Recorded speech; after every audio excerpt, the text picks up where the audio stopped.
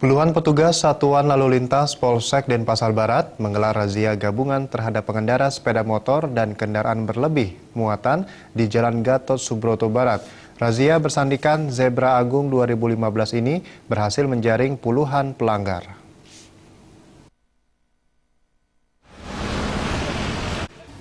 Razia gabungan petugas unit Satuan Lalu Lintas Polsek Denpasar Barat ini melibatkan sedikitnya 19 personil dan dipimpin langsung Kanit Lantas Polsek Denbar AKP Dwi Pijar. Dalam razia yang menjadi bagian dari digelarnya Operasi Zebra Agung 2015 ini, petugas memeriksa kendaraan bermotor dan mobil yang melintas di Jalan Gatot Subroto Barat. Satu persatu kendaraan diberhentikan oleh petugas kepolisian untuk menjalani pemeriksaan, mulai dari kelengkapan surat-surat, kelengkapan kendaraan maupun barang bawaan. Dari razia yang berlangsung selama 2 jam ini, pelanggar yang tidak menggunakan helm SNI, sabuk keselamatan, kelebihan muatan dan tanpa surat-surat kelengkapan berkendaraan.